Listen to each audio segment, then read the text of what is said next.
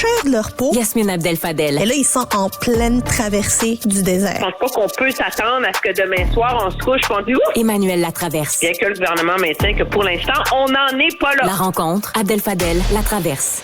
Emmanuel, que de mauvais chiffres pour Justin Trudeau et les libéraux. C'est assez catastrophique. 2 sondages qui finissent par dire la même chose en conclusion, c'est que les Canadiens ont une perception très négative du premier ministre Justin Trudeau et la moitié appelle à sa démission avant les prochaines élections.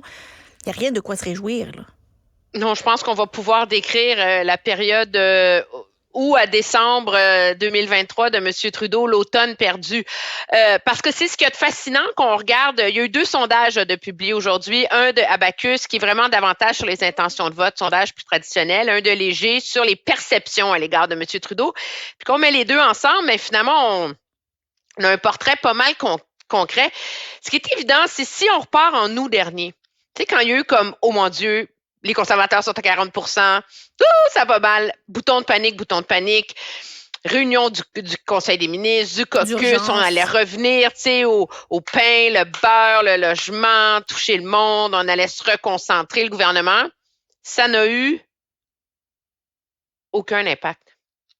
En fait, et pire que ça, l'écart s'est creusé, alors que le gouvernement fait tout ce qu'il peut en son pouvoir pour projeter, qui se préoccupe des enjeux des gens. Alors là, maintenant, on est rendu avec des intentions de vote où les conservateurs, à l'échelle du pays, sont 16 points en avant des libéraux, qui sont, eux, à 25 %, les conservateurs à 41 %. Là, ça commence à aller vraiment très mal. Puis comme tu le disais, il y a 51 % des Canadiens qui trouvent que Justin Trudeau devrait carrément démissionner. Alors là, tu dis, qu'est-ce qui arrive? Le fond des enjeux, puis ça, c'est Léger qui l'a sondé. Oui. Est-ce que vous êtes satisfait de la façon dont le gouvernement gère ces enjeux? Écoute, j'ai pas trouvé une bonne nouvelle là-dedans. Logement, 81 % d'insatisfaction. Crise du coût de la vie, 75 % d'insatisfaction. Réseau de la santé, 70 % d'insatisfaction. Finances publiques, 66 %. Changement climatique, il est supposé être un gouvernement vert face aux gros méchants conservateurs amis du pétrole, 58 % d'insatisfaction. Tout y passe. La seule bonne nouvelle que j'ai trouvée, comme je te disais, là, c'est la protection de la langue française. Où il y a 54 % de taux de satisfaction au Québec. Donc, on voit qu'ils ont essayé, tu sais. OK, mais c'est des mauvaises nouvelles sur des mauvaises nouvelles sur des mauvaises nouvelles. Mais j'ai l'impression que la population est devenue un peu imperméable à tout ce que pourrait proposer. C'est hallucinant. La province au Québec où il y a le moins grande proportion de Canadiens qui veulent que M. Trudeau démissionne carrément, c'est au Québec. C'est quand même 43 %. Puis il y en a juste 32 % au Québec qui voudraient vraiment pas qu'il démissionne. Alors, ça donne une idée. C'est comme si le Québec est rendu son dernier bastion, puis il est pas mal assailli de part et d'autre, le Bloc, les conservateurs, qui montent pas beaucoup, qui monte un petit peu, tu sais, confortablement. À travers tout ça, ce dont on se rend compte aussi, c'est ça c'est un autre chiffre qui revient dans tous les sondages négatifs de cet automne. Les 2/3 des Canadiens trouvent que Justin Trudeau n'a pas de vision claire où est-ce qu'on s'en va avec le pays. Donc ça, c'est vraiment un gros problème. Tu sais, son idée, là, la classe moyenne, etc., de redistribuer perpétuellement de l'argent aux Canadiens, c'est pas ça. Les gens comprennent que c'est pas ça des politiques publiques et que ça atteint ses limites. Un autre fait intéressant, c'est que c'est quand même un automne qui a été grandement plombé pour M. Trudeau par des crises internationales. Ben oui. On l'a vu, il y a eu l'histoire de l'Inde. Après ça, il y a eu, M. Zelensky qui est venu, mais il y a eu l'histoire du nazi. Là, il y a la guerre avec Israël. 60 % des Canadiens trouvent qu'il fait trop d'erreurs dans ses relations avec les pays important de l'échiquier politique. Fait que finalement, on est comme rendu où c'est de sa faute. C'est comme si les gens... Exactement, c'est de sa faute s'il pleut. C'est comme si les gens ont décroché de Justin Trudeau. Puis ça, c'est doublement difficile parce qu'ils ont décroché de Justin Trudeau. Puis généralement, tu le sais, quand ça va mal pour un chef, ben, il y a la marque de son parti, ou quand ça va mal pour un parti, il y a son chef. Mais là, les deux sont plombés. Parce que dans ces sondages-là, on voit aussi que si les libéraux, ils changeaient de chef, là, 39% pourraient peut-être voter pour eux. Donc oui, ça augmente leurs appuis, mais c'est loin d'être une garantie. Mais ces chiffres-là, Emmanuel, moi, la question que je me pose, c'est est-ce que le NPD gagne encore à être accoquiné avec le PLC ou est-ce qu'on pourrait voir un NPD qui essaie de s'affranchir puis qui essaie de dire que lui aussi, il est majeur et vacciné? Parce que là, c'est pas des bonnes nouvelles pour le NPD non plus. Ben, moi, je verrais l'équation de l'autre côté. C'est que tant que les libéraux allaient bien, les libéraux pouvaient prendre le crédit pour les politiques néo-démocrates qu'ils mettaient en œuvre. Ah, intéressant. Okay? Comme l'assurance dentaire, par exemple. Okay? Mais là, à partir du moment où ça va vraiment mal, là, moi, on n'écoute plus Justin Trudeau, ils l'aiment plus, ils ont décroché, etc. Mais là, on vient de déposer un projet de loi pour interdire les briseurs de grève dans tous les secteurs de juridiction fédérale.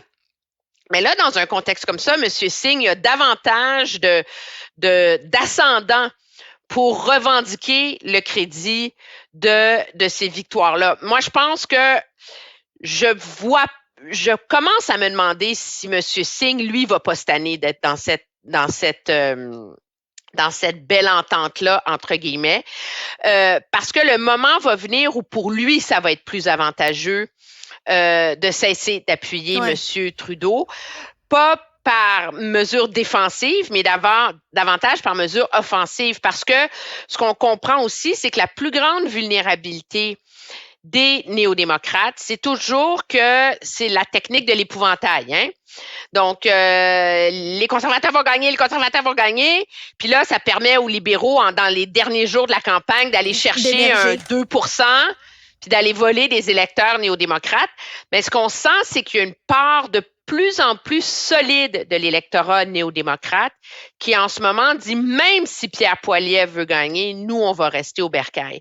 Alors, l'enjeu pour M. Singh, c'est de consolider son électorat et plus ça va mal pour Justin Trudeau, plus c'est facile pour lui de le faire. Moi, je pense que la question existentielle pour les libéraux, c'est est-ce qu'on le pousse à partir ou non?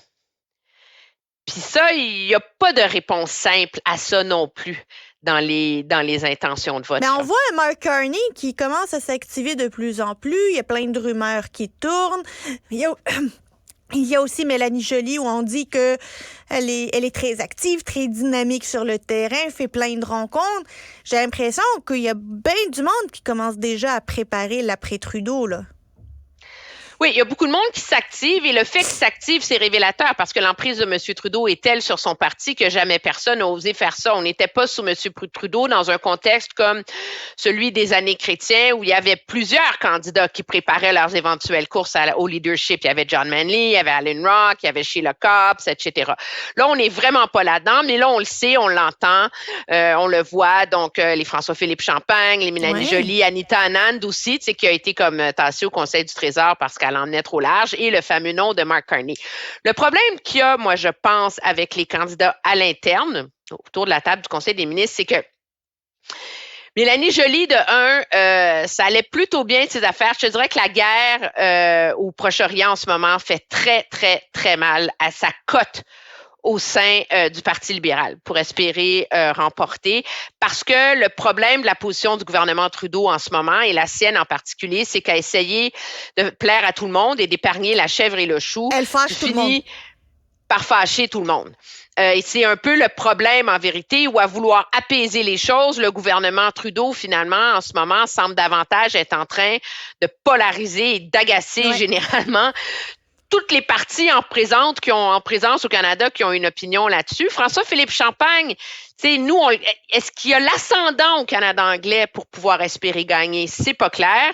À l'inverse, Anita Anand, Chrystia Freeland ne l'ont pas au Québec. C'est pour ça, finalement, que le nom de Mark Carney vient comme, le sauveur qui débarquerait. Mais il y a deux enjeux autour de Mark Carney. C'est l'expression qu'on appelle en anglais, c'est high risk, high reward. Ouais. Énormément de risques, mais énormément de potentiel à l'inverse. Le risque numéro 1, c'est ce que tout le monde appelle ici à Ottawa l'effet Ignatieff. Hein? Ah oui. Parce que quand Michael Ignatieff a été recruté par l'entourage de Paul Martin pour se présenter, il était un grand reporter, un grand intellectuel de Harvard. Il était comme le Canadien à l'époque qui avait le plus de rayonnement dans la sphère publique, dans le monde. Il était académique à Harvard, tout le monde se l'arrachait, il publiait dans des grands magazines, etc. Il a débarqué au Canada. Moi, je l'appelle un peu le plus grand premier ministre que le Canada a jamais eu. Je pense que c'est un homme, quand tu le côtoyais, quand tu le rencontrais, il avait une vision claire du Canada, de ce que ça devait être. Il était incapable de faire de la politique. Ça a été un fiasco ça a été les pires résultats dans l'histoire du Parti libéral. Alors, Mark Carney, est-ce que c'est la même chose? Banquier, il était à la tête de la Banque du Canada pendant la crise de 2008. Il a été à la tête de la Banque d'Angleterre. Il a fait le Brexit. Oui, c'est ça. On l'a jamais vu avec la clinique politicienne. Tu peux pas avoir un plus beau pedigree sur Terre pour redorer l'image et la crédibilité économique du Parti libéral. Je veux dire, ça s'invente pas. Mais est-ce qu'il est capable de faire de la politique? Et c'est ça qu'on sait pas. Mario Draghi, en Italie, c'était l'ancien gouverneur de la Banque européenne, puis il a été premier ministre, il a eu du succès, mais c'est pas sûr. Tu peux aussi te diriger vers un crash monumental. Mais mettons que tu prends Mark Carney. Si t'es Mark Carney, tu fais quoi?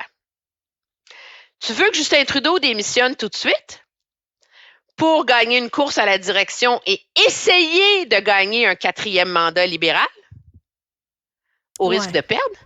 Mais là, si tu perds, t'es brûlé. Ou t'attends Ou bien, t'attends qu'ils perdent, tu te présentes dans cette élection-là, dans un comté sûr. Tu deviens le sauveur qui peut potentiellement te ramener au pouvoir. T'es pas le sauveur, c'est que, dans un parti qui va vraiment mal, tu peux compter.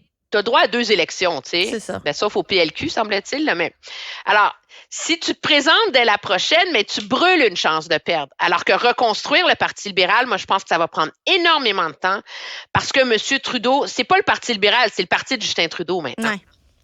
Alors, c'est loin d'être évident comme dilemme pour les libéraux à l'interne. Est-ce qu'on monte la sortie tout de suite à M. Trudeau dans l'espoir de sauver les meubles in extremis ou est-ce qu'on assume? Moi, je pense que pour le bien du parti, M. Trudeau, il serait mieux d'aller en élection, d'assumer. Et de laisser le parti se reconstruire si jamais il perd. Mais sur des nouvelles bases, sans traîner l'opprobre des 3 derniers mandats. Emmanuelle Latraverse, toujours un plaisir de parler politique avec toi. On se retrouve demain. À demain, au revoir.